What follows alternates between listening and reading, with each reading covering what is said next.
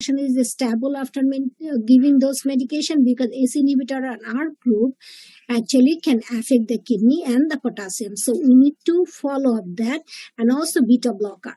So because a patient has to tolerate in regards to their blood pressure. Blood pressure should not be dropping too much. We have to have the room.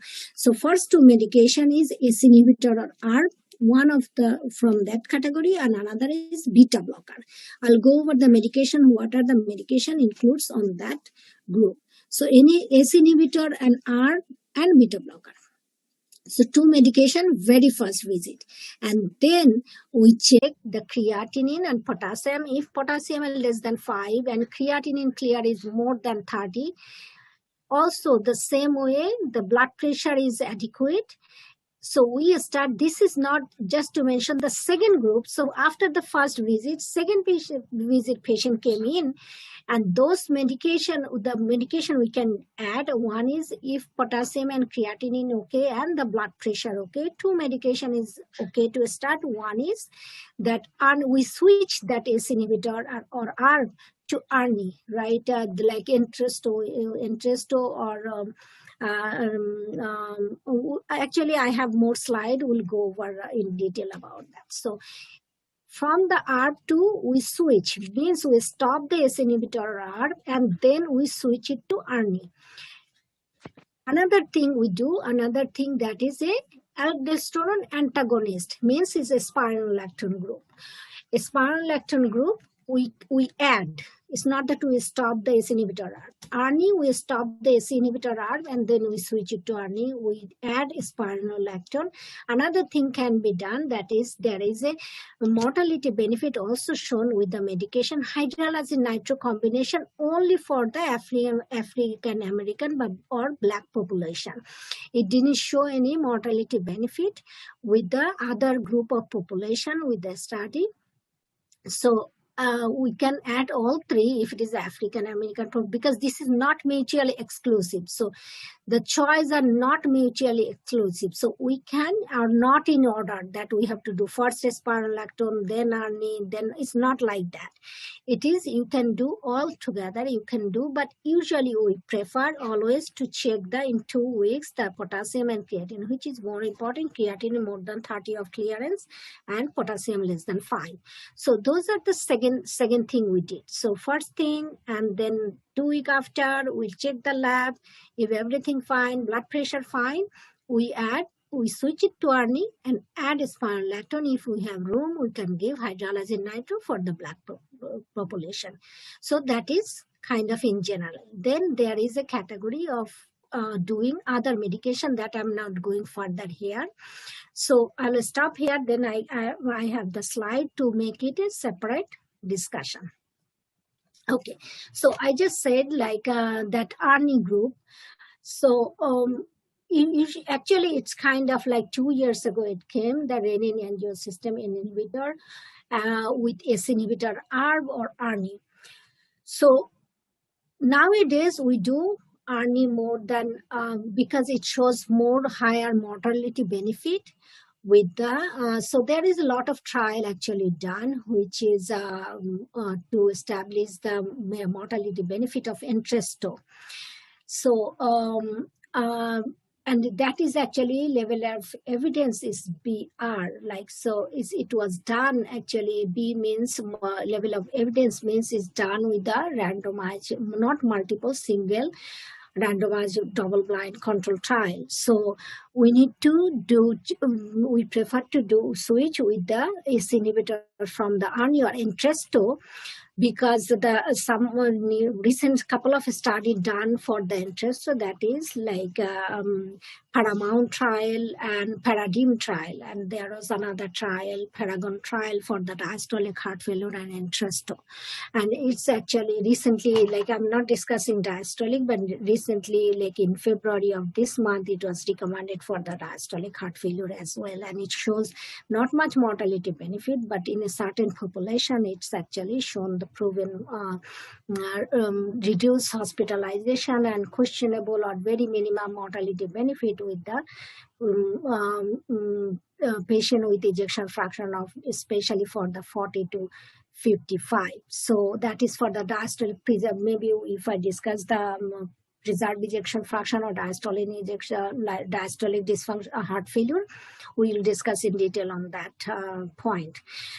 So interest. So how to do, and it is actually how to do. So there is a couple of things need to know when we are switching the ACE inhibitor R to Entresto. So first thing, if patient is ARB, means patient is on losartan. In that case, we have to give the patient just with next dose. Like if patient is getting every day morning, the next morning patient can start the Entresto and stop the losartan. But if patient is on ACE inhibitor, means patient is on lisinopril, we have to wait actually 36 hours. So how I direct my patient to switch it, if patient is taking like morning, so I always tell them skip the tomorrow morning and take tomorrow, start from the tomorrow night. So that is actually 36 hours. So if patient is not comfortable tonight, we can do after 2 days, like skip 1 day and then from the next day. So it will be 48 hours, little more than, but we should not give less than 36 hours. That was the study actually shown that if we do within less than 38 hours after the lisinopril, the renal toxicity goes very higher and patient develop, there are some incidents of AKI. So that is extremely important to know that 36 hours. It is not the next day. It is not from the next dose. It has to be 36 hours in between switching from the ACE inhibitor to Entresto. That is one. And definitely that is actually if patient develop any allergic reaction like angioedema from ACE inhibitor, lisinopril or losartan, we cannot give actually Entresto.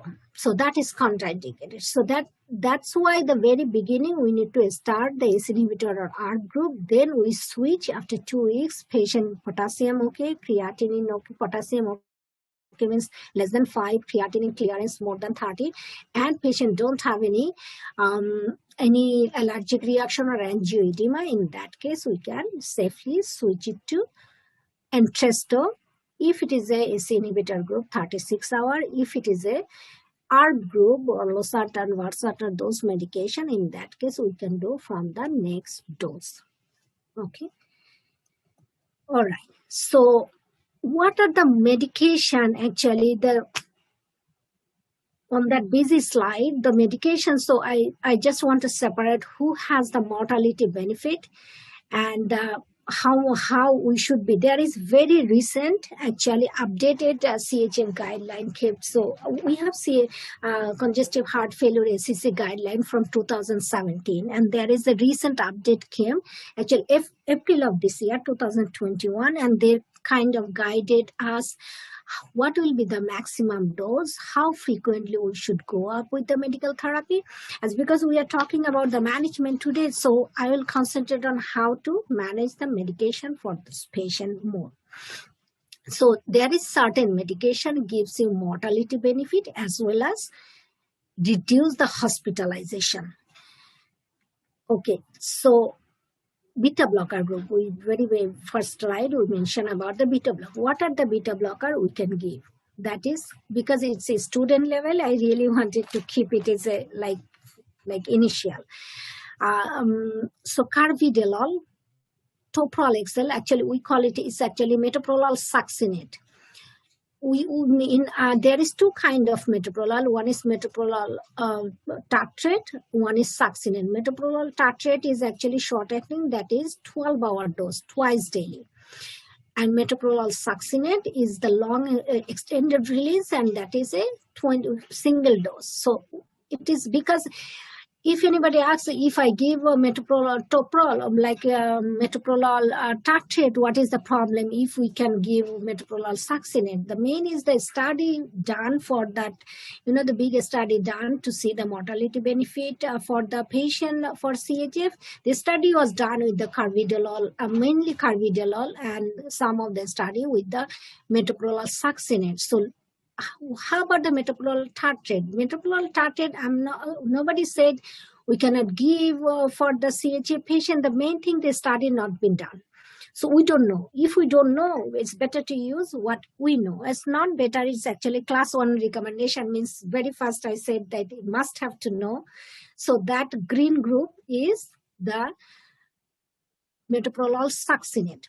So carvedilol, metoprolol succinate, and bisoprolol. I know that in Bangladesh we use a lot of bisoprolol, but in America usually we don't use much bisoprolol. So carvedilol, metoprolol succinate, not the tartrate, and the bisoprolol. Those three beta blocker has mortality benefit and recommended for the systolic heart failure patient or systolic dysfunction patient.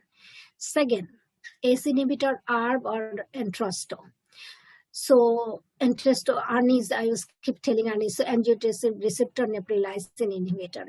So the brand name everybody knows as Entresto, which is actually the sacubitril and one certain combination. So this whole group has huge mortality benefit. So actually, in general, the mortality benefit is in and around 40 to 45%. Even the Entresto shows actually more than 45%. Of mortality benefit. Beta blocker, usually I tell my student, because those numbers are close, it's a fraction of number like 33.4. So usually I give around figure of 30 to 35. So those medication are the medication very beginning. And another thing is the spironolactone, which is actually in an average kind of 25% mortality benefit, and hydrolyzed nitro combination, that is actually for African American population, and those are kind of 12% of mortality benefit. So this is the 4 group of medicine showed mortality benefit, and we have some new addition. We'll talk about that, which is very recently approved. So of beta blocker, ACE inhibitor, ARB, spironolactone, hydrolyzed nitro. Mortality benefit, reduce hospitalization, must have to give. Okay, so new addition is actually in ACC, American College of Cardiology, August 2020, and August 2021, ES European Society guideline included these 2 medication. Actually, this one, like European Society, just came last month. So they approved 2 medication, that is, and which has mortality benefit, reduce the death, cardiovascular death, and the hospitalization both, for the patient of NYHA class 2 to 4. So 2 medication, one is dapagliflozin, our brand name is here is Fraxiza, and another is empagliflozin, the brand name is Jardian. I'm not sure what is the brand name in Bangladesh, but dapagliflozin and empagliflozin. Dapagliflozin actually came out around the August, and empagliflozin came out last year, September. So those already proven. Those are actually SGL2 receptor inhibitor. So it's a sodium glucose co-transporter 2 inhibitor. So this is actually long time known as a diabetic medication, especially empagliflozin. But the study and FDA approval came out that because of this mortality benefit and those medication, even though it is a level as a diabetic medication, but they don't have any side effect of hypoglycemia, especially because diabetic medication, we are concerned about the hypoglycemia. So this dapagliflozin, actually there was a study, DAPA heart failure, and that empagliflozin was approved by there is a study, DAM Emperor Reduce. There is 2 Emperor Preserve and Emperor Reduce, 2 big study been done. People are waiting long time for the result. Just last week came out that Emperor Preserve, that is also actually this empagliflozin approved for the diastolic heart failure too, not only systolic. So that is a big addition actually, especially for the diastolic heart failure, because diastolic heart failure, there is very little medication shown mortality benefit and reduced hospitalization. So nowadays we have 3 medication, most importantly 2 medication actually. One is that Paragon trial. It is not very big improvement or mortality benefit rather than the certain group. So that's why Entresto is applicable for the diastolic heart failure. We can use, and that empagliflozin also we can use as per the Emperor Preserve study from the last week. It is actually got approval from the FDA to use for the diastolic heart failure too. So empagliflozin, dapagliflozin, both should be used for the systolic heart failure, which has mortality benefit, and as well as it has reduced hospitalization. The most important thing, it should be used with or without diabetes mellitus. That's the main actually point here, because that question can always arise, that because those are the also anti-diabetic medication, whether we can use for without diabetes. Yes, it is without diabetes patient, because those medication don't have any hypoglycemic side effect like metformin. Metformin don't have hypoglycemic, but glyburide and those group has the hypoglycemic side effect. So it should be used and for the without diabetes as well. So dapagliflozin, empagliflozin is the new addition for mortality benefits. So those are the, and I just put the trial like Emperor Reduce and DAPA heart failure. Those both study shows that it reduced the composite of heart cardiovascular death and heart failure hospitalization. That also came out with the new European Society guideline recently. Okay, so those medication now, and another thing I want to just is because so how we proceed, but we always say that we have to give the maximum tolerable dose. Maximum, what it means, the maximum tolerable dose, and how we should proceed. That was the actually new guideline that is came out in the April of 2021 to guide us how to approach, how much we should go up with the medication. One. Second thing, how frequently we should go up with the medication. Number 2. So let's talk about, so all the medication we should go up in 2 weeks. So every 2 weeks, it's not that we give the medication, bring the patient in 3 months, then increase again, bring the patient in, not like that. It has to go up if everything is okay to go up. In that case, in 2 weeks, every 2 weeks, we have to increase the dose of the medication. That's number 1 with that updated guideline. Number 2 is how much we can go up. So carvedilol, they set us, so there's 2 doses. One is like, we can start from the 3.1 to 5. So there is a lot of dosing. I'm not sure in Bangladesh is the same dosing system for the medication. Most likely it will be same. Nasir bhai, do you have any idea how we go up or in Bangladesh, like carvedilol, the available doses are? I do not know. Maybe, Dr. Humaira or maybe Professor Tariqul Islam can answer that question. But I do not know the exact dosage of Bangladesh. Right, like available doses with the medication, how the pills are available. For carvedilol, we have 6.25 and 12.5 milligram.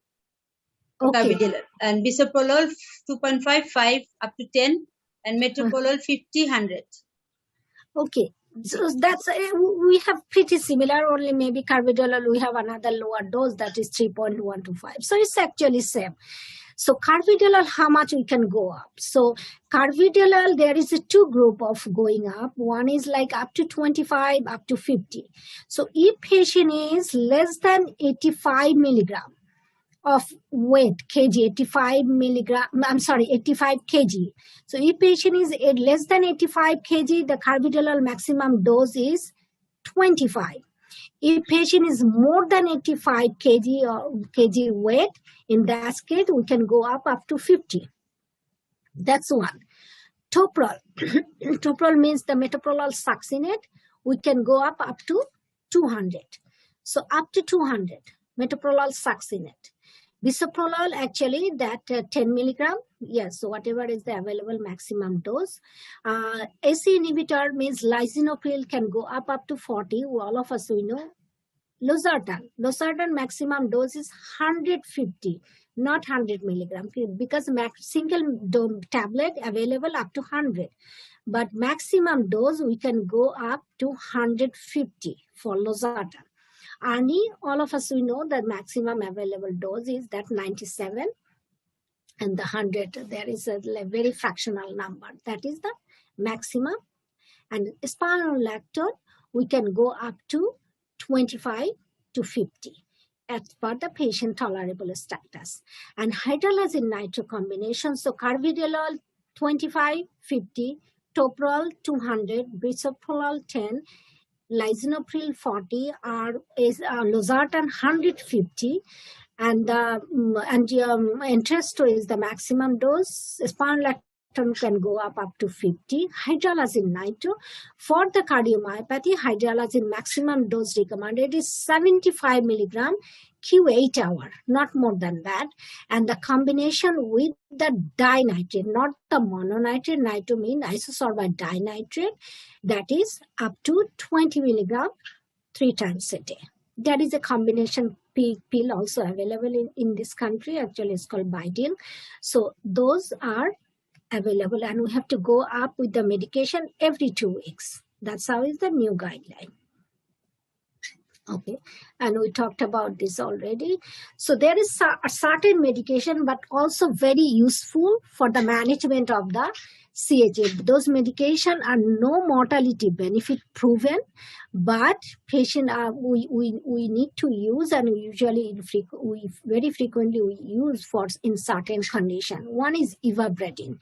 Ivabradine is available 2.5, 5 milligram, and 10 milligrams. So ivabradine is to this because it is recommended that for a heart failure patient, if it is a normal sinus rhythm, their heart rate should not be more than 70 beats per minute. So in that case, actually, if patient is unable to tolerate high dose of beta blocker, or patient already on maximum beta blocker, and still the heart rate is more than 70 with the sinus rhythm, we can add ivabradine to control the heart rate. That has no mortality benefit, but because the mortality benefit is to keep the heart rate low, so in that case it is beneficial on that point. Digoxin. Digoxin actually is a very older drug, very good, very, very loved drug, but nowadays we are very concerned about the toxicity. So digoxin don't have any mortality benefit with the systolic dysfunction or CHF. Only can use with AFib with CHF. So it is not actually no more recommended only for the isolated normal sinus rhythm CHF patient.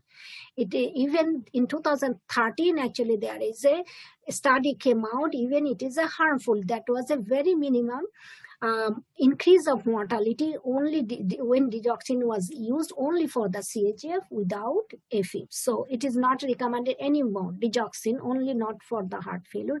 Heart failure with AFib, it is only recommended. That's about the digoxin. Diuretics. So symptomatic patient, of course, need the diuretics because, and of course, it has to be IV, not the PO. Whenever patient is in so in at home patient, like in a stable condition, patient will give, or at home the chronically patient can take the PO medication. But whenever patient is admitted in the hospital with the CHF exacerbation, always IV, because there is a GERD, patient develop and usually GERD edema and reduce the absorption. So that's why it is recommended to use the IV instead of PO during acute exacerbation. So those are the no mortality benefit medication, but very useful and we frequently use. So those are the medicine part of the, actually it will take long to discuss about the device therapy. I just want to touch a little bit about the device therapy for the heart failure or systolic dysfunction patient. AICD. AICD is the defibrillator, right? So defibrillator, there is certain criteria. So medicine is gone, so we have to do the maximum medication tolerable dose of the medical therapy every 2 weeks, and even the heart function is not improving. What is the next? That is the device therapy. So What is the inclusion criteria for AICD? AICD actually to prevent the sudden cardiac death, because all of us, if patient has the systolic dysfunction, those patients are very, especially the ischemic systolic dysfunction, those patients can develop actually life-threatening arrhythmia, especially ventricular tachycardia, VT. So those are usually the cause of mortality for systolic dysfunction patient, very high mortality. So if they develop actually that ventricular arrhythmia. So to prevent that, we place the defibrillator. What is the criteria for the defibrillator? It has to be less than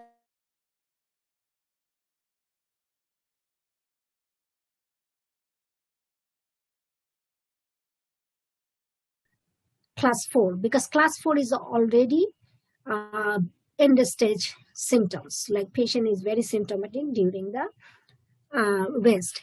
So up to class 3, and patient is ejection fraction is less than 35%, and or so this is actually ischemic. So ischemic in you have to have, so this is ischemic and non-ischemic, like less than 35 and the NYHA class equal or less than class 3. However, patient can get also if it is less than 30% NYHA class 1 if patient is ischemic cardiomyopathy or ischemic heart failure. Patient have to have the life expectancy of more than 1 year, and patient have to have, so there is certain criteria. If it is ischemic, if patient has a MI within 40 years, if patient has, so it has to be after 40 years. So these 40 days. So after the MI, we have to give actually 40 days and maximize the medical therapy. If it is not improving, and we have to repeat the echocardiogram to find out the ejection fraction after maximal medical therapy for 40 days. If it is not improving, we send for the AICD, because those are the patient very high risk for the ventricular tachycardia. If patient got revascularization, we have to wait till 90 days and give the maximum medical therapy and repeat the echo prior to that. If it is still low and meets this criteria, then we have to go for the AICD or defibrillator. And exclusion criteria is like this. I'm not talking here. CRT means actually biventricular cardiac resynchronization therapy. So it is actually biventricular AICD. So there is we place another lead in the left side of the heart to reduce the desynchrony. Desynchrony means like right heart, the time right heart is contracting, left heart is not. So the time the left heart is contracting, right heart is not contracting same time. So there is a desynchrony. Maybe the right whenever the left heart is in the systolic, partially the right heart is in the partially diastolic. So because both ventricle has to contract same time, like both will get contract, the blood will go to the left to the pulmonary, from the right to pulmonary, and then into the left side, and then the system. So if both is not contracting and relaxing, in that case patient will not get the preload properly, and it will not get proper cardiac output, and patient will have the hemodynamic instability, blood pressure low, and organ failure. So both ventricle have to contract same time, systolic and the diastolic. So if one is contracting, one is not contracting the same time, that is called desynchrony. To make it synchron means same time to get the proper, or if effective amount of cardiac output, we have both ventricle have to contract same time. So that is actually synchronization, the plan of that, or the explanation behind this biventricular AICD, the why we do like in the left side. Can anyone tell me like where is that left-sided lead goes? We know that the AICD leads goes, one is same like pacemaker, one is in the right atrium, one is in the right ventricle, but we may not need to give the right ventricular if it is only for the right atrial, if it is only for the prevention. Sometimes we place also only like one lead, AICD lead in the right ventricle only. So left ventricular lead, where it goes? Is it in the left ventricle? Like anybody knows like where is the biventricular? Means that left-sided lead goes into. So do we place one in the right ventricle, one in the left ventricle? Anyone to answer? I'm not sure. Or maybe it's is it too for this? It is like too much for the student level.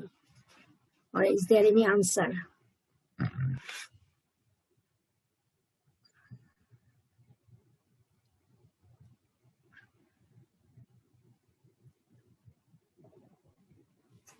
I'm not sure people is able to listen to me or not.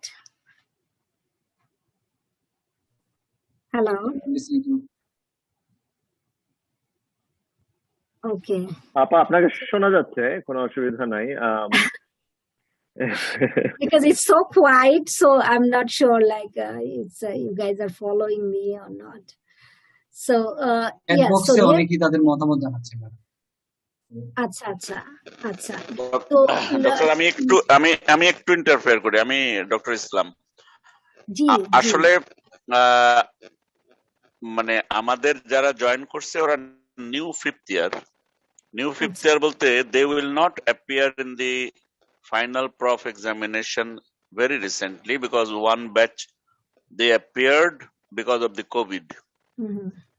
ওরা একটু shaky, no doubt. আমি teacher হিসেবে মানে আমি যে ওদের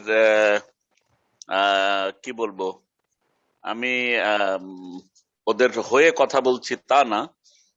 ওরা এই আপ টু ডিভাইস বোধহয় পিক আপ করতে পারছে না, এটা আমার ধারণা। কারণ হচ্ছে যে heart failure maybe I am not sure they thought যে ফর এক্সাম্পল যে পেরিফেরাল অবস্ট্রাকশন অথবা pump failure, myocardial structural failure, এই জিনিসগুলোর ক্লাসিফিকেশন ওইরকম ওরা দে আর ওরিয়েন্টেড। তারপরের ম্যানেজমেন্ট পোর্শন খুবই চমৎকার ভাবে আপনি বলতেছিলেন, যেটা আমিও শুনছিলাম, ওটাও ওরা ঠিক আছে। কিন্তু সম্ভবত এই কার্ডিয়াক ডিভাইসের এখানে এসে ওরা একটু ধাক্কা খেয়ে গেছে এবং চুপ করে আছে এই জন্য। আচ্ছা, কোনো অসুবিধা নাই। So that is our job actually to make it familiar. আরেকটি জিনিস হচ্ছে যে বাংলাদেশে তো একটু কম প্র্যাকটিস হয় মনে হয় ডিভাইস থেরাপি, সেটাও আরেকটা কারণ। ওরা কম জানে, কারণ যেহেতু কম প্র্যাকটিস হয় সেটার জন্য। হ্যাঁ, এটাই সত্যি কথা আসলে। টু বি অনেস্ট, আমি বাংলাদেশে আমি হচ্ছে যে বিএসএমএম তে সিএ ছিলাম আর আব্দুল্লাহ স্যারের সাথে, তো আমিও তখন টু বি অনেস্ট জানতাম না। তো হচ্ছে যে এটাই হচ্ছে সত্যি কথা। তো আপনি বলতে থাকেন, সমস্যা নেই। হ্যাঁ হ্যাঁ, তো let's make it little familiar. তো হয় কি,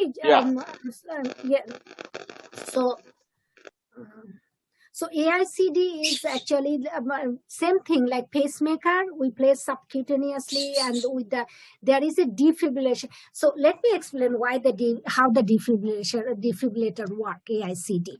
So we know that all of us, we know whenever people get cardiac arrest or heart, like during the CPR, in one point, if we see that patient is having the ventricular tachycardia, ventricular fibrillation, we shock the patient, right? That all of us, we know. Even we see in the movie, like they take two, like, that metal thing, and then we press on the chest and we give shock and patient jump out. So that is a defibrillator, right? So the same kind of thing. We want to prevent that kind of consequence from the systolic heart failure. We want to give. So because the outside shock is provided like with the big, like usually it's like 360 joule during the CPR. But from the inside, we actually give if it is directly inside the myocardium, because it is exactly like pacemaker. I'm sure everybody knows about the pacemaker. There is a device battery under the skin and two wire go inside the heart. One is the right atrium, one is the right ventricle. So same thing with the pacemaker. All the so there is a extra function, additional function, defibrillation. So that defibrillator, what is the job of the defibrillator? It's because it's inside the, it's kind of screwed with the myocardium, so it's directly in touch of the heart. So we give the same type of physiology that outside, instead of outside current, it is inside. So whenever arrhythmia just started to develop, it break that circuit. The same thing it does from the inside. So that is actually implantable defibrillator. We use to prevent that kind of consequence, patient go into the cardiac arrest. It's kind of prevent because it is inside the heart, so it can pick up actually right after developing, and as soon as it's developed, before patient collapse, it can pick it up and it can prevent. So that is defibrillator. So that's we use routinely for if this meets this kind of criteria. So that is called, and just to let you know, all the defibrillator has the pacemaker function too. So because we are giving one current in the right ventricle, so if the way I was explaining that desynchrony, if it is not synchronizing way, it is contracting the left ventricle or right ventricle, we need our job, the biventricular AICD or biventricular defibrillator job is to make it same time. So what happened, we don't place actually the another lead into the left ventricle, because what will happen is a foreign body, right?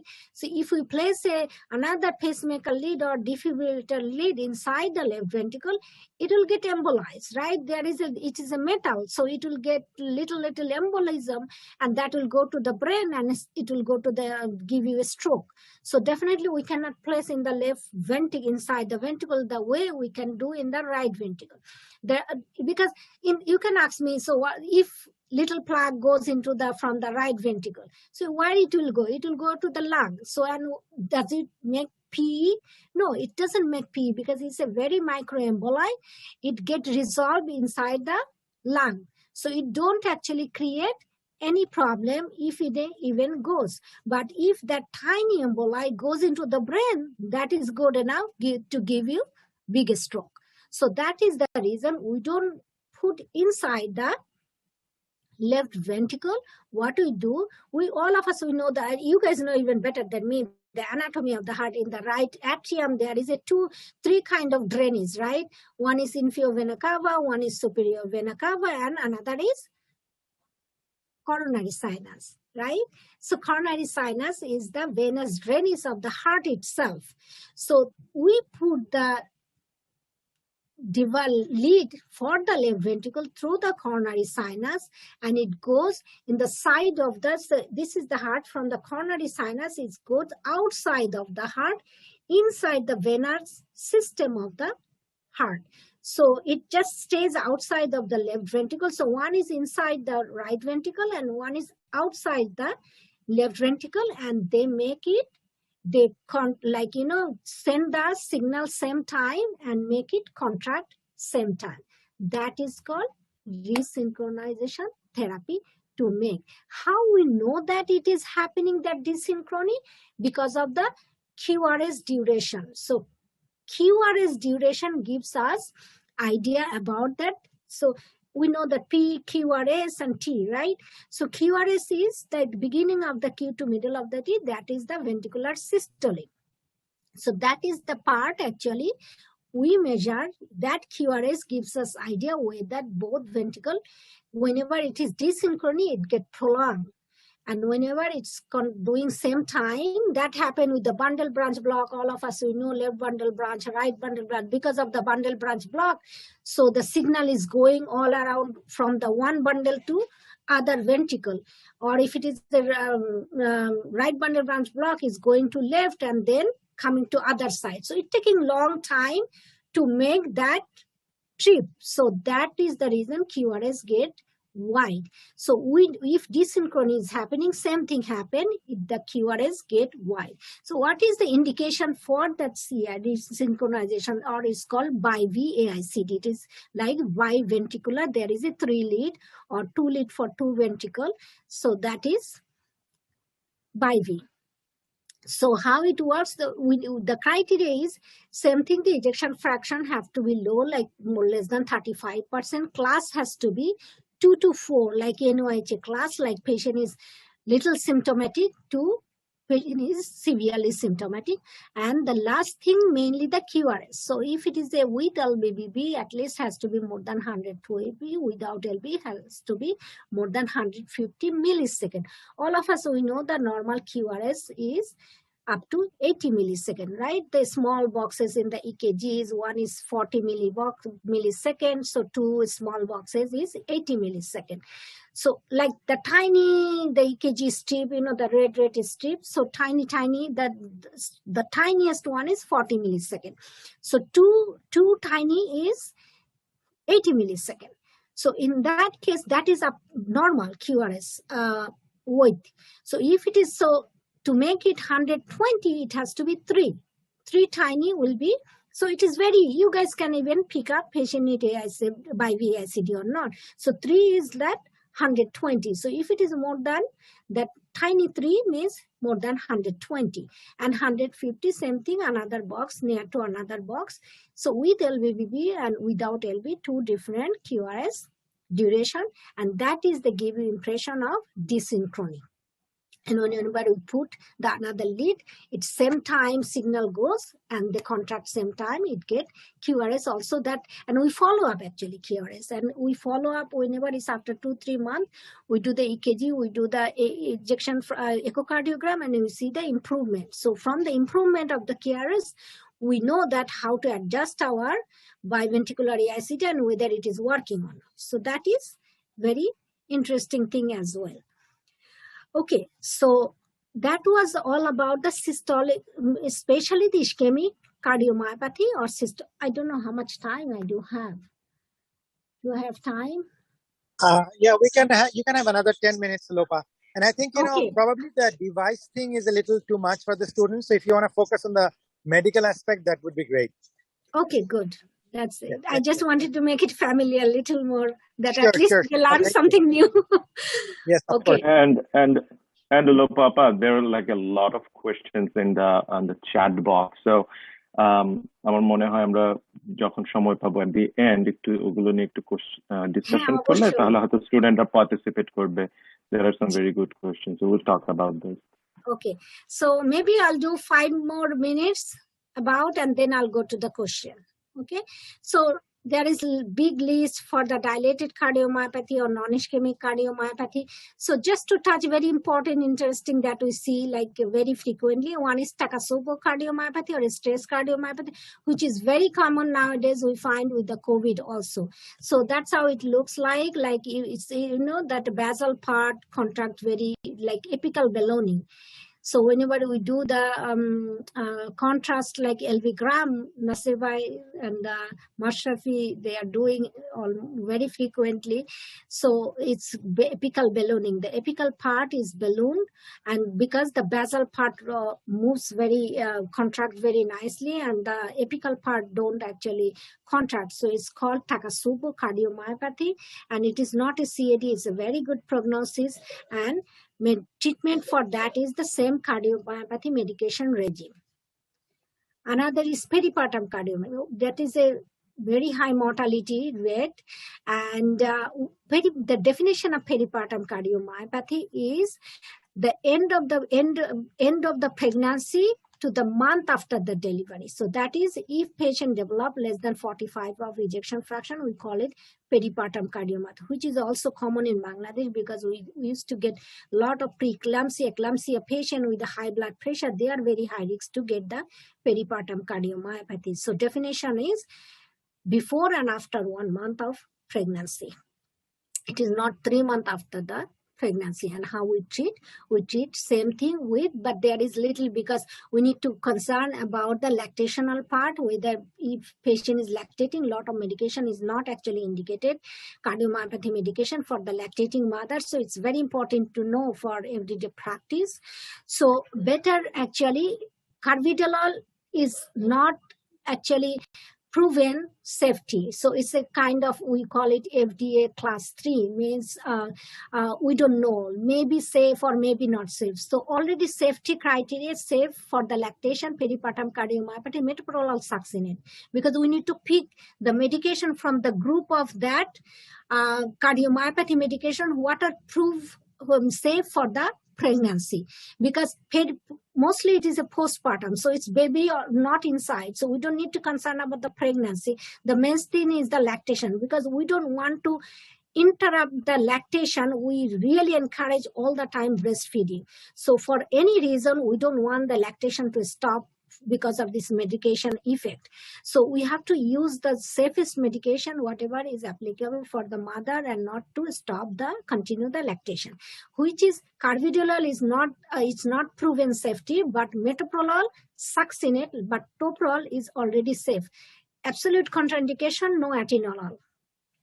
Second thing, ACE inhibitor are spironolactone ARNI group is contraindicated, and statin also, not that statin we don't need here, but if we need to. So those are actually can get transmit, and safety is not proven. So how we treat actually, for beta blocker, we give metoprolol succinate. Hydralazine nitro combination is very safe. So in this case, actually, we prefer to use hydralazine nitro combination instead of ACE inhibitor ARB or ARNI.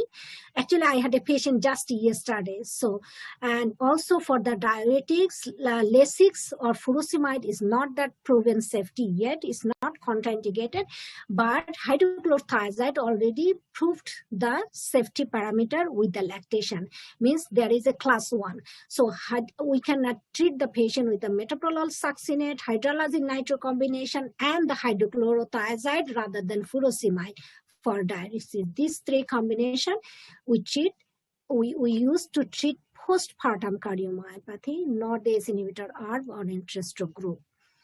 That's, I think, will be very helpful. So this is the last slide. It's just actually there is a very, very important slide. When I was a resident, I was a fellow, I love to carry this, because you cannot keep your 100 medication in the brain, which is safe for the pregnancy and which is safe for the lactation. So this is if anybody wants to take picture, can take the picture of this slide, because this is actually very, very nice. That green is that safety, proven safety, yellow means is we don't know yet, and red means contraindicated. So this is pregnancy, this is lactation. This is for the arrhythmia, hypertension, heart failure, antiplatelets, anticoagulation, pulmonary hypertension. So main thing, all the cardiac medication, safety in pregnancy and lactation. So this is a wonderful slide. At least by heart know this red line, means who are contraindicated and at harm or adverse side effect. And of course, we cannot give at all during the pregnancy. Atenolol, ACE inhibitor ARB or Entresto, aldosterone antagonism means spironolactone. Lot of A's actually, statin, NOAC, and another thing, amiodarone.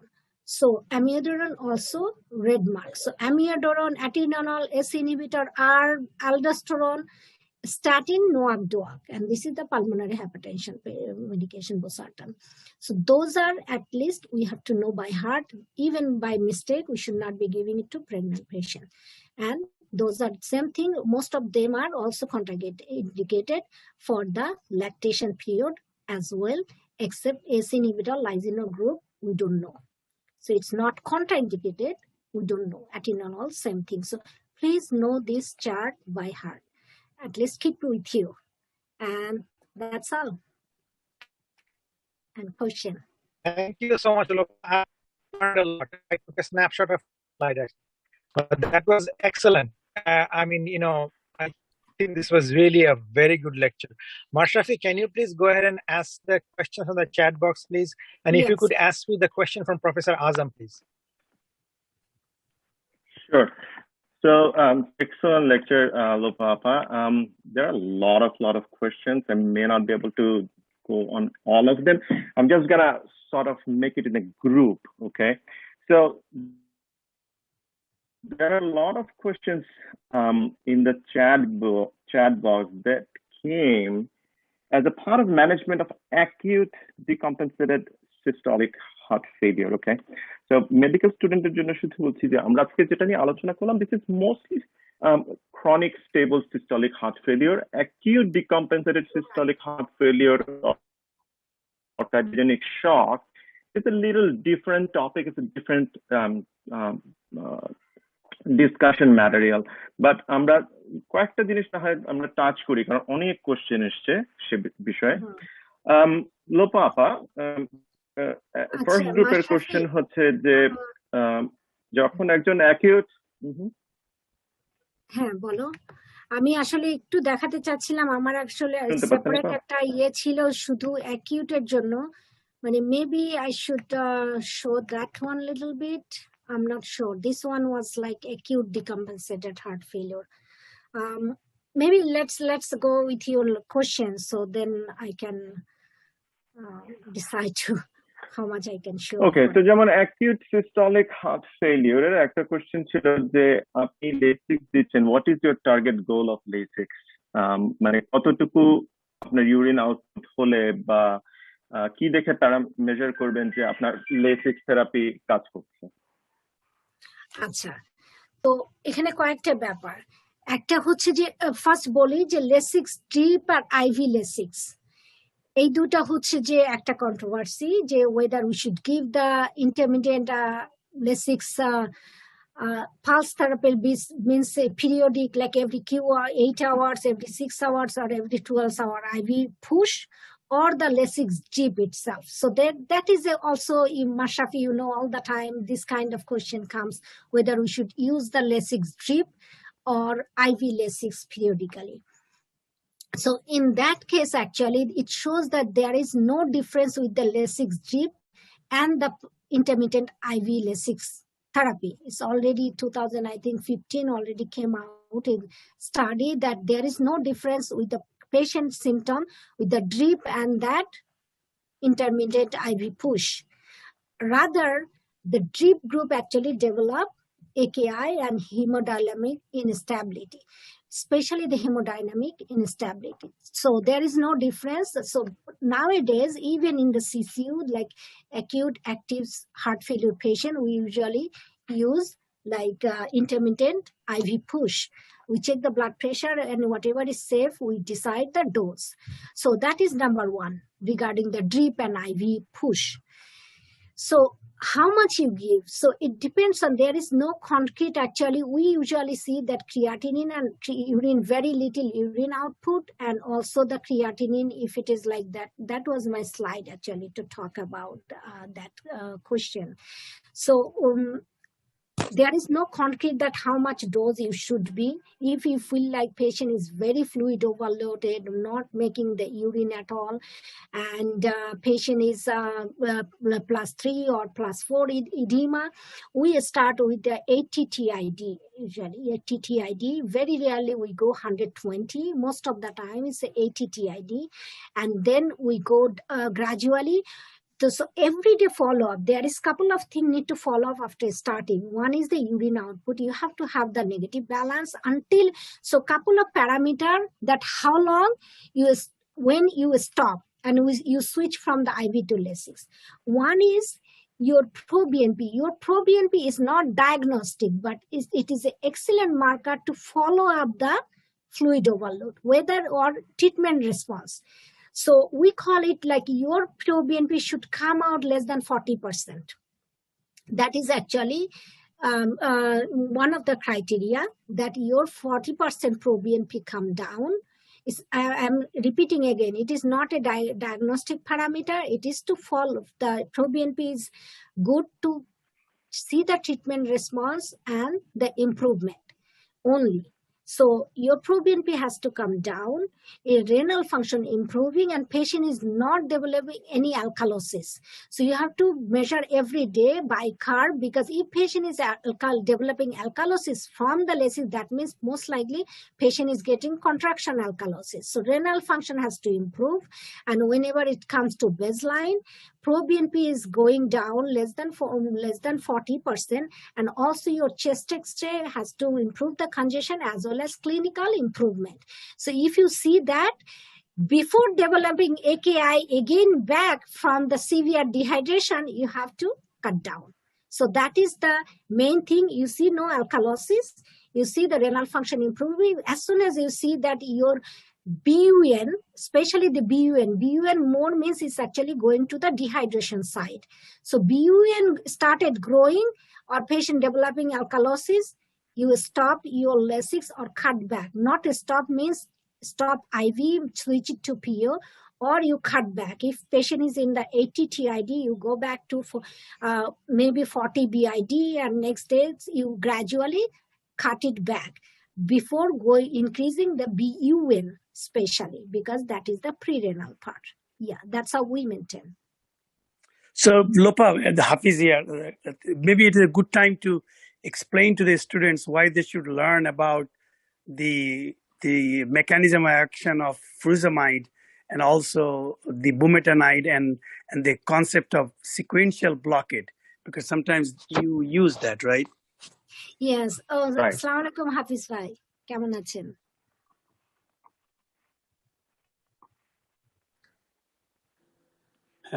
Excellent, Lopa. Thank you.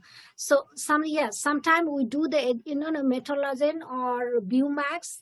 We add additional because it's a different. It's a loop diuretic, so it actually stop the different level of nephron to diurese the patient. So metolazine and bumetanide also widely used. But initially, whenever patient is like, we give like, when you use the metolazine, so we use actually as a, like we give 1 or 2 days, and we see that how patient improving. Especially very important factor that your BUN should not be going up. If a BUN going up and patient is getting alkalotic, so in that case, that is the time not to diurese anymore. Like that aggressively, you have to cut back gradually backward. So that's the parameter. Hafiz bhai, if you want to add something.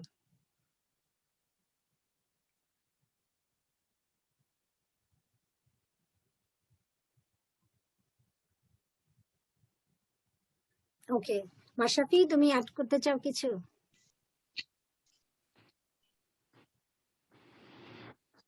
Professor Azam had a question. Mashrafi, if you want to ask that question, please.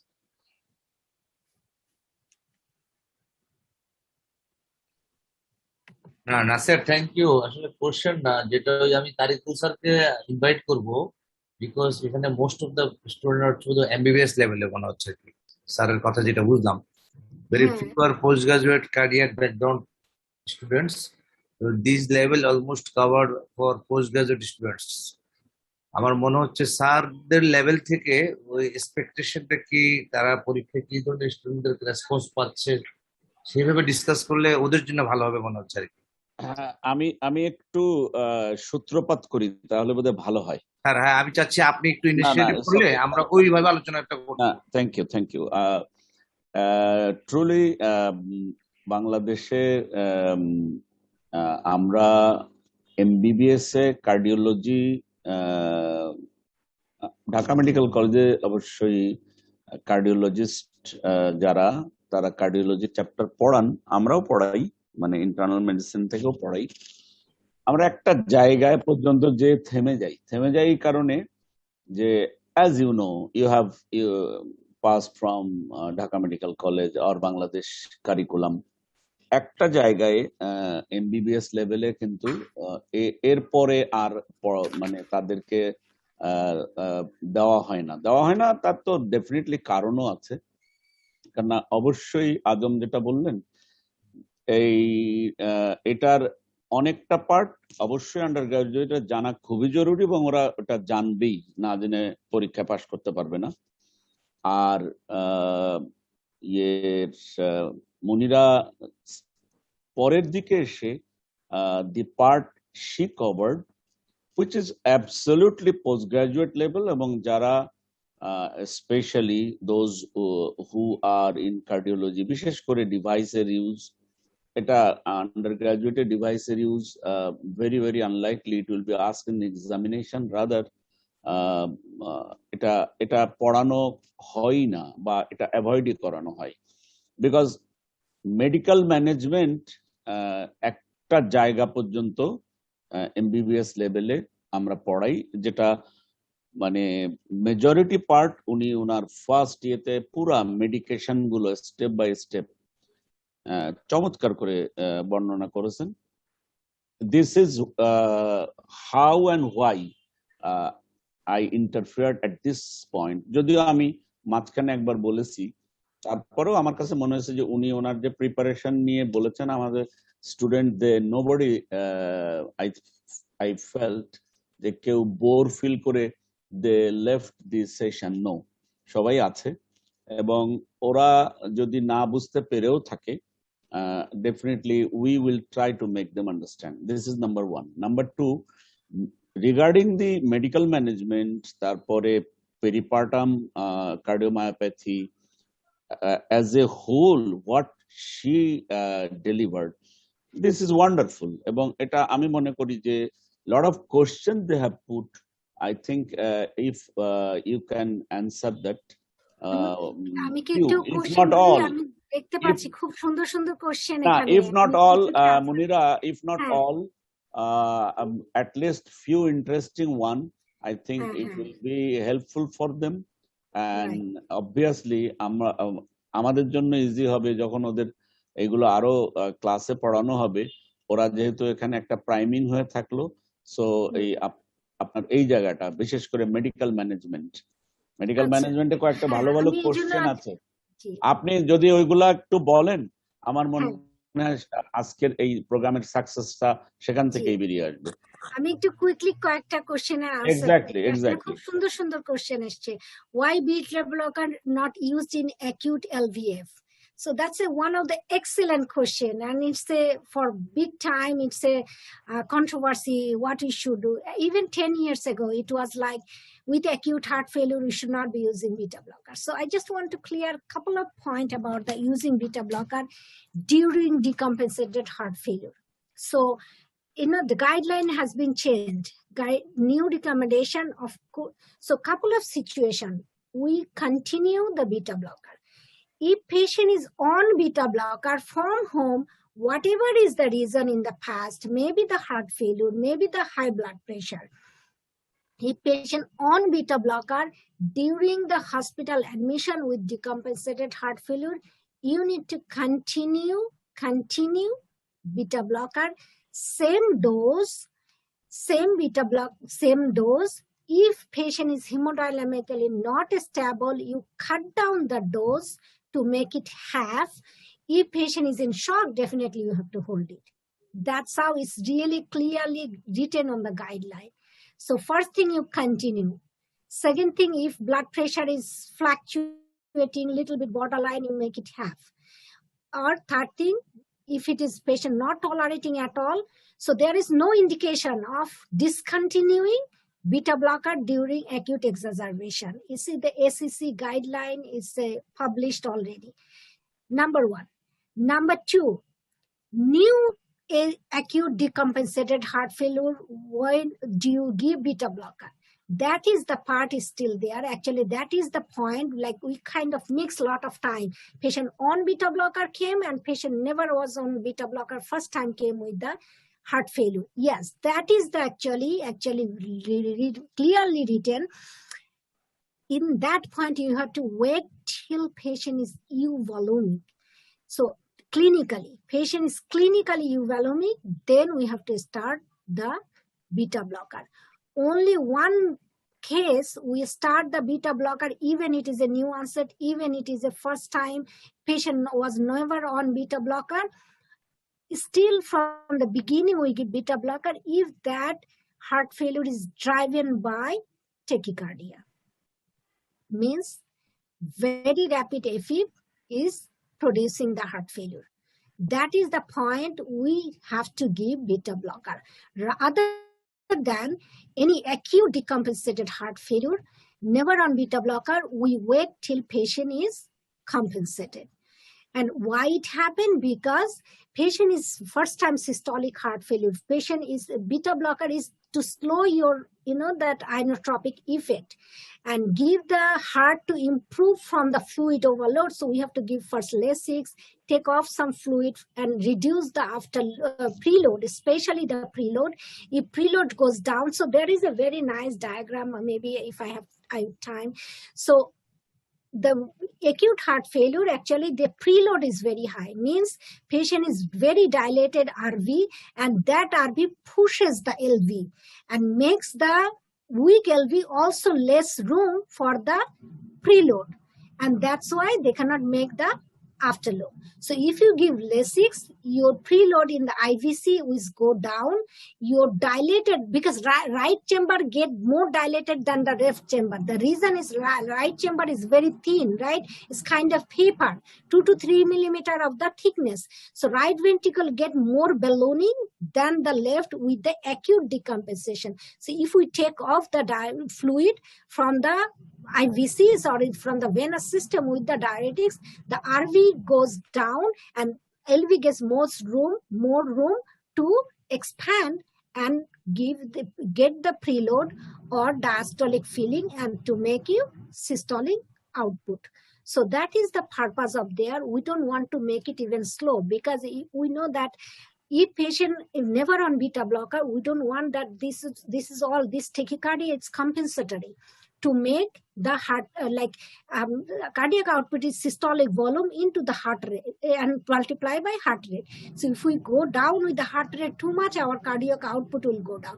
But whoever already on beta blocker, those heart already adjusted with that heart rate with the beta blocker. So we can continue. But new patient, we cannot go out with the negative inotropic effect at the very beginning. So we have to wait till patient is clinically evolving, then we start the beta blocker. আচ্ছা আপা, যেহেতু beta blocker নিয়ে কথা বললেন, আরেকটা question আসলে star করেছিলেন যে আপনি মনে করেন systolic heart failure compensated or stable, beta blocker dose, আমরা বিভিন্ন রকম ডোজের কথা বললাম. What will be your target to increase the dose? Is it dependent? Is there any target heart rate that you should look into or not? Yes, the target is 2. One is blood pressure, one is pulse. So let's say your blood pressure is okay. So we already talked about the carvedilol, right? 25 and 50 if it is a more than 85 kg of weight, less than 85 kg of weight. So you increase the carvedilol to the 25 or the 50 until your blood pressure permits, until your heart rate is not less than 60. Our target anyway, the heart rate is less than 70 for a decompensated systolic heart failure patient. So if patient is, and they said definitely it has to be around 50, we should not be making too much bradycardia to make the patient syncopized or dizzy. So target heart rate is your blood pressure have to be, systolic have to be more than 100. Even sometime we add the medication, even it is more than 90. So soft guideline is more than 100, but strictly if we want to maintain, if it is blood pressure is more than 90, we can still give the medication. But when we go up with the increasing rate, you have to more than 100 of blood pressure and heart rate more than 60 to go up, and to continue 50 to 60 and 90 to 100. Thank you, Appa. Yes. Regarding ARNI or ACE inhibitors or ARBs, if someone's creatinine is 2, how will you think about initiating of any of this medication? Creatinine is 3. There is a creatinine parameter, right? For the female, more than 2, and for male is more than 2.5. right? So that is not proven. So if you ask me with the creatinine clearance of, if creatinine 30, whether we can give it or not. So there is a indication, there is a level of creatinine already for the female more than 2, and for the male more than 2.5. So we should not be, that's it, to be cautious. It's not contraindicated, to be cautious. So 3 actually creatine, number 1, we prefer not to start. If we even start, we closely monitor if it is worsening or potassium going. Most of the time potassium goes up, so we don't use it. If it is 3, so that is the alternate we have on that, for that patient, hydroxyzine nitro combination. Yes. Thank you. Yes, there is another very nice question came. Furosemide. Why furosemide contraindicated on postpartum period? Because I was telling about the hydrochlorothiazide, So 4 medication for the peripartum, right? Metoprolol succinate, prefer not to chlorate. Hydralazine nitro, very safe. And another is hydrochlorothiazide instead of furosemide, that I said. Because the only reason is the study, proven safety level. So there is a randomized control trial done for the hydrochlorothiazide. It's not contraindicated. I didn't say contraindicated because not enough study done. So we don't know. So better always to use whatever we know already. So that is, so furosemide is not that much studied.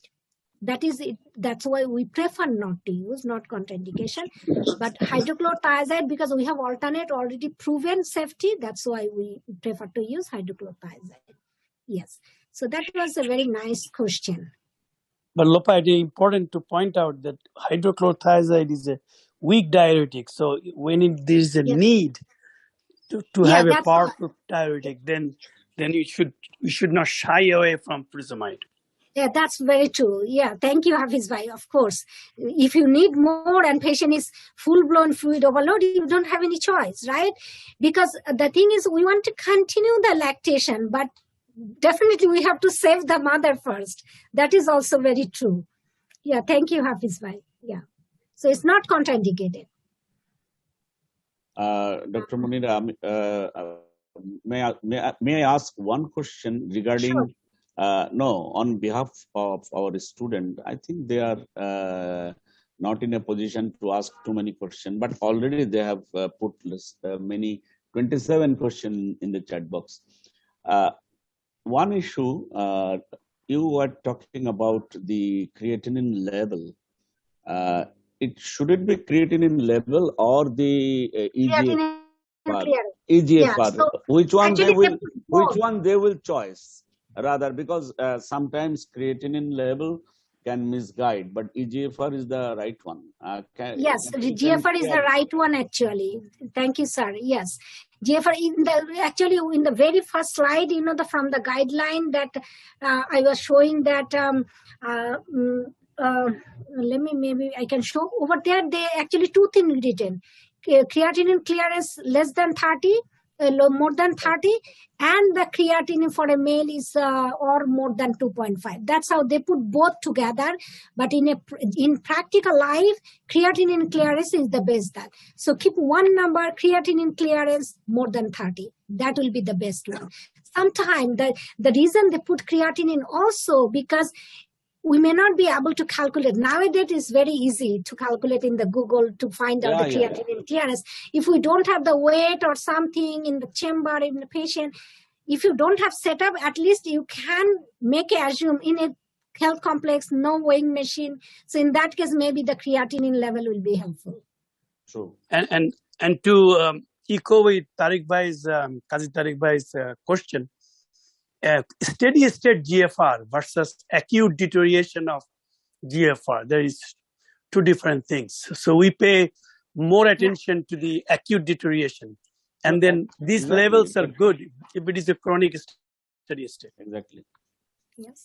Sir আমি একটা জিনিস add করছি sir, ক্রিয়েটিনিনটা কিন্তু clinical parameter হিসেবে কিন্তু unreliable, but আমাদেরকে always ইজিএফ এর উপর ভিত্তি করতে হবে।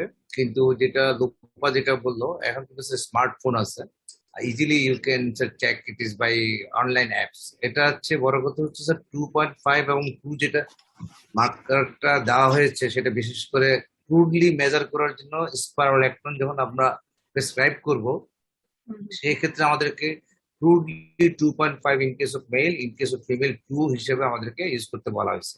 আরেকটা জিনিস হচ্ছে স্যার, যেটা একটা প্রশ্ন আসছিল বোধ হয়, যে আর্নি আমাদের 3 মিলিগ্রাম পার ডিএল এর উপরে যদি থাকে তাহলে আমরা দিব কিনা। 3 milligram per DL, that means এটা যদি এস্টিমেটেড ইজিএফআর হিসাব করা হয়, ইট ইজ লেস দেন 25 এর নিচে চলে যায়, কিন্তু 30 নিচে এটা দেওয়া উচিত না।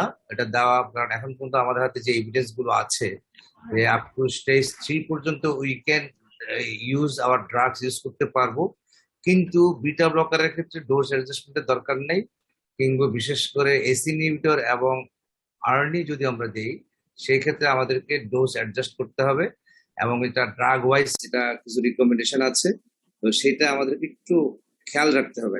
এটা ছাড়া তেমন কোনো একটা অসুবিধা হওয়ার কথা নয়। লোপা ঠিক আছে তো নাকি?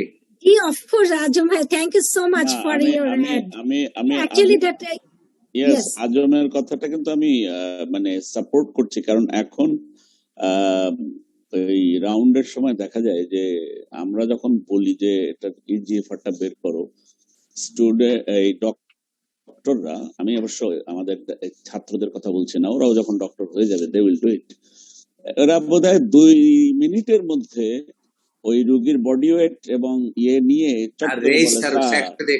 ইট is a common practice nowadays. So এটা কিন্তু ইজিএফআর ক্যালকুলেট এস্টিমেটেড জিএফআর এটা কিন্তু খুব সহজেই এটা করে ফেলে ওরা, এবং এই অ্যাপসটা সবারই মোটামুটি তাদের অ্যান্ড্রয়েড ফোনে নামানোই আছে। ডক্টররা যারা ইয়ে করে ওদের এটা নামানোই থাকে। সো এটা এই প্র্যাকটিসটা হয় মানে নাউএডেজ বাংলাদেশে, কিন্তু এটা একদম খুবই মানে সহজ একটা জিনিস, এটা করা হয়। Not only in heart failure, in many other condition. Covid এসে তো আরো, এই যে রেমডেসিভির কখন 30 নিচে হলে কি দিব, ডোজ কতটা কম্প্রোমাইজ করব। So now it is not the value. হ্যাঁ, হাফিজ যে কথাটা বলছে সেটা ট্রু। কখনো কখনো যে একদম একটা অ্যাকিউট মানে বার্ন আউট কেস, তখন আর ইজিএফআর এর দিকে না তাকিয়ে খুবই হাই ভলিউম ওভারলোড, মানে তার একদম পুরো লাং যাচ্ছে তাই অবস্থা। In those situation you just see the level of creatinine and go straight for পাম্পে। আমরা দেওয়াটা দেখছি যে পাম্পে দিলে পেশেন্টের একটা সাস্টেন থাকে, হ্যাঁ একটা বোলাস দিয়ে পাম্পে যায়। So there R lot of মানে আপনি যেটা বললেন মুনিরা, আপনার বক্তব্য এটা তো একটা একাডেমিক বক্তৃতা, তারপরেও দেখা যায় কখনো কখনো কিন্তু একটু কম্প্রোমাইজ করতে হয়, কখনো কখনো একটু অল্টারনেট করতে হয়। বোলাস 80 মিলিগ্রাম দিয়ে তারপরে হয়তো দেখা যায় যে they are going for pump. So pump এবং ইন্টারমিটেন্ট এটা দেওয়ার সুবিধা অসুবিধা নিয়ে আপনি বলছিলেন, যেটা এটা আমার কাছে মনে হয় আমি দুটোই দেখেছি, এবং দুটোতেই বেনিফিটটা নির্ভর করে ওই পার্টিকুলার একটা পেশেন্টের মেরিট অফ দ্য পেশেন্টের উপরে। সো এটা একদম অ্যাবসলিউট কোনোটাই মানে এর দিকে ওজন ভারী ওর দিকে ওজন কম তাও না। So it is something like that. Thank you. আরেকটা খুব সুন্দর, thank you sir for your addition. একটা কোশ্চেন আসছে যে বিফোর ডেলিভারি পেরিপার্টাম কার্ডিওমায়োপ্যাথিতে এস ইনহিবিটর না দিলে আর কি দেওয়া যাবে? এটা মনে হয় যে এই লিস্টের মধ্যে খুব সুন্দর করে আছে আর কি, যে ল্যাবিটালল আছে, নাইফিডিপিন আছে, আলফা মিথাইল ডোপা, যেগুলো আমরা প্রেগন্যান্সিতে দেই, খুব বেশি ওয়াইডলি ইউজড হয় আলফা মিথাইল ডোপা এন্ড নাইফিডিপিন। এখন কিন্তু কম ইউজ হয় এখন আলফা মিথাইল ডোপার চেয়ে। আমি গাইনি রেফারাল যখন পাই দেখি they use to use the alpha beta both, মানে ল্যাবিটাললের ব্যবহার বেশি। হ্যাঁ, এটাই বেশি, এবং নিফিডিপিনের ব্যবহারও বেশি। স্যার এটা ইজি টু স্যার ডিসপেন্স করাটাও ইজি স্যার। এক্স্যাক্টলি। ক্রাইসিস হলে আবার আইভি দেওয়া যায়, এটা তো একটা সুবিধা। ক্রাইসিসের পেশেন্টকে ল্যাবিটালল দিয়ে ওরা তো রেফারাল দিয়ে মেডিসিনের লোকের উপরে ছেড়ে দেয়। তো আমাদেরকে ওই বিপি নামানো বলেন বা অন্যান্য ক্ষেত্রে দেখা যায় ল্যাবিটালল ড্রিপ দিয়ে একদম ওই অঙ্ক কষে দিয়ে ডক্টর বসে থাকে যে yes it is coming down. So labetalol much more use in Bangladesh. আমি জানি না ইউএস এর খবর, কিন্তু মিথাইল ডোপা প্রায় 6টা করে ট্যাবলেট লাগে, 2টা 3টা ট্যাবলেটে তো কোনো লাভ হয় না, যদিও এটা centrally acting drug. Methyl dopa antihypertensive হিসেবে at least 250 milligram 2 tablet thrice daily না দিলে ওই প্রিএক্লাম্পসিয়া বা খুব তারপরে যেটা হয় এটার পস্চুরাল ইফেক্ট থাকে, দেখা যায় যে ওই নেমে যায়, বিপি আবার শুট আপ করে। কিন্তু ল্যাবিটালাল একটা স্টিডিনেস পেশেন্টের জন্য, যদি কন্ট্রাইন্ডিকেশন না থাকে, অ্যাজমা না থাকে বা অন্য কিছু না থাকে, সমস্যা হয় না ইউজুয়ালি। মুনিরা, তুমি একটা প্রশ্ন জানতে চেয়েছিলে যে বিটা ব্লকার বা ধরো যে কার্বিডালল কিংবা অ্যান্ট্রেস্টোর ডোজ গুলো আমাদের এখানে কিন্তু সবগুলো ডোজ অ্যাভেলেবল, 3.12 থেকে শুরু করে 25 মিলিগ্রাম একদম নাম্বার 1। নাম্বার 2 অ্যান্ট্রেস্টো 200 মিলিগ্রাম অ্যাভেলেবল, আমাদের অনেক পেশেন্ট পাচ্ছে। তো তুমি যেটা বলতে, সারা পৃথিবী তো এখন আসলে ডিজিটালাইজ হয়ে গেছে, which has been used in কি বলে ইউএসএ, বোধহয় তার 2 সপ্তাহের মধ্যে ঢাকা শহরে অ্যাভেলেবল হয়ে যায়। না, আরো বেশি আগেই হয়, কারণ আমি শুনেছিলাম যে বাংলাদেশে আসলেই তাই, অনেক কিছু মেডিকেশন যেমন আমরা রেনাক্সা ব্যবহার করি, কিন্তু আমরা আরো অনেক আগে থেকে আমি কতগুলো অ্যান্টি অ্যানজাইনাল দেখি বাংলাদেশে ব্যবহৃত হয়, যেটা আমাদের এখানে এখনো শুরু হয়নি। ইন্টারেস্ট এখানকার চেয়ে বাংলাদেশে আগে অ্যাপ্রুভড হয়েছে, আসলে আরো বেশি আগেই হয়, কারণ এখানে তো অনেক ধরনের। মনিরার কথা সূত্র ধরে বলি স্যার, ওই যে আমাদের একটা ট্রায়াল আছে, বিশেষ করে অ্যান্ট্রেস্টো ট্রায়াল তো অনেকগুলো আছে, এর মধ্যে একটা এডিটোরিয়াল আর কি, যে ফার্স্টার যে ট্রায়ালটা চালু করছিল ও একটা একটা এডিটোরিয়াল যেটা লিখেছিল যে চার্ম ট্রায়ালের ভিত্তিতে যে মাত্র 2 to 3% কেসে ইউএসএ আর্নি ইউজ হয়। তো এটাকে যার ফলে ব্রাউনওয়ার্ড তার একটা এডিটোরিয়াল কলামে লিখছিল যে এটাকে আরো বেশি ইন্ডাস্ট্রিয়াল এবং কার্ডিওলজি সিনার্জি করে যদি এটাকে ইমপ্রুভ করা যায়, তাহলে এটা ইউজটা ইউএস আরো বাড়ানো যাবে, because it is a wonderful drug, it is reduce morbidity, mortality, so it should be encourage to introduce in USA আর ওয়ার্ল্ড রেসপেক্টেড। এটা কিন্তু আমাদের দেশে অনেক আগে থেকে কিন্তু স্যার ইউজ হয়ে আসতেছে। আমাদের একটাই প্রবলেম, প্রাইসের জন্য স্যার আমরা অনেক কিছু করতে পারি। এক্স্যাক্টলি, আমি কেবল এটা মানে আমার মুখের কথাটাই আপনি বলে ফেলেছেন। আমি আমার মনে করতে পারছি, যদিও এখন আমরা একটু ক্যাজুয়াল আলাপ করছি, মানে আর্নি দিয়ে আমরা পোস্ট গ্রাজুয়েশনে যে কোশ্চেন যখন তৈরি হয়, মানে ওই একটা প্রবলেম একটা সিনারিও দিয়ে তারপরে মানে এই যে এই কম্বিনেশনের যে বেনিফিট, সেটা এত চমৎকার করে মানে স্টুডেন্টরাও এটা কিন্তু ওরিয়েন্টেড এখন পড়ে জানে, এবং এটাকে যে ব্যবহার করা হয়, এবং মানে কার্ডিওলজিস্ট ওনারা তো করেনি, আজ আমরা তো করেনি, ইভেন মানে ফিজিশিয়ানরাও করেন। কারণ দেখা যায় যে ক্রনিক হার্ট ফেলিওরের যে পেশেন্ট গুলো আসে, এই পেশেন্ট গুলা তো এই ইয়েতে অনেক উপকৃত, এবং রুগীরা এসে যখন বলে যে এতদিন পরে একটু আরামে শ্বাস নিচ্ছি, রাতে ঘুমাতে পারছি, দিজ আর দ্য ইস্যুস। আসলে আমরা হয়তো স্টুডেন্টদেরকে একটু মানে এক্সাইট করে বেশি আমাদের কথা বলে ফেলছি, আমাদের এখানে থামা উচিত। স্টুডেন্টরা ওরা আমার মনে হয় খুব ডিস্ট্রেস ফিল করছে। আমাদের এখন তো অলরেডি 11:15 বাজে, আমাদের 11:15 বেজে গেছে আসলে। তাহলে এটা বোধহয় নাসের বা আপনি মাশরাফি, আপনারা একজন ক্লোজ করবেন বা শেষ করবেন আর কি। Thank you so much, Lopapa. Thank you for your excellent lecture. Tariqul Islam sir এবং গোলাম স্যার আপনারা এখানে আছেন, এবং হুমায়রা আপা, আপনাদের সবাইকে অসংখ্য ধন্যবাদ জানাচ্ছি আমাদেরকে এই ধরনের অনুষ্ঠানে পার্টিসিপেট করার সুযোগ দেওয়ার জন্য, এবং ভবিষ্যতেও আমরা এই ধরনের আরো অনুষ্ঠান করার আশা রাখি। যদি কারো কোনো কোশ্চেন থাকে, definitely put you guys can email us to the coordinator, and আমরা ডেফিনেটলি হেল্প করার চেষ্টা করব। তো আর যদি কারো কোনো আমার মনে হয় ফর্মালি হুমায়রাকে একটু ফ্লোর দেন বলার জন্য, because she is a panelist. Sure, Humaira আপা। Thank you very much sir. আমি আসলে অনেক রাত হয়ে গিয়েছে, আপাকে অসংখ্য ধন্যবাদ জানাচ্ছি অসাধারণ বক্তব্যের জন্য। আমার ধারণা আমার স্টুডেন্টরা বেশ ভালো বুঝতে পেরেছে এবং এনজয় করেছে, কারণ তারা কেউ লিভ করেনি, 1.5-2 ঘন্টা তারা বসে এনজয় করছে।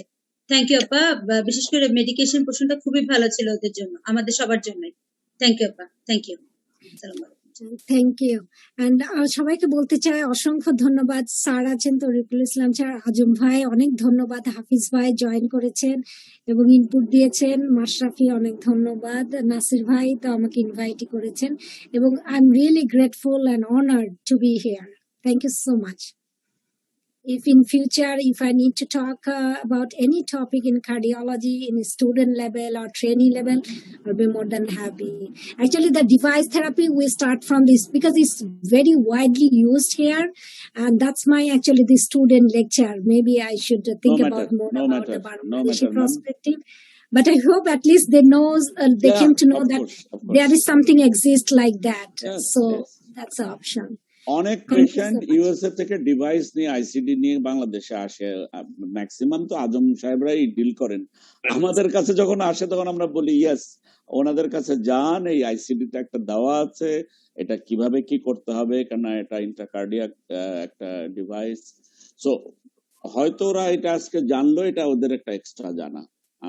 আমিও মাশরাফি যে ওনাদের পক্ষ থেকে বললেন, আমি পপুলার মেডিকেল কলেজের পক্ষ থেকে আমি আপনাদেরকেও খুবই মানে এক্সট্রা এবং আমাদের একদম হৃদয় নিংড়ানো একটা ভালোবাসা জানাই যে আপনারা, আমরা এখানে যারা আছি তাদেরকে আপনারা পছন্দ করেছেন এবং আমাদের ছাত্ররা উপকৃত হচ্ছে।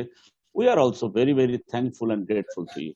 So on behalf of the college, I express my gratitude to PHA, যে ভবিষ্যতে নিশ্চয় once again we will be in another session.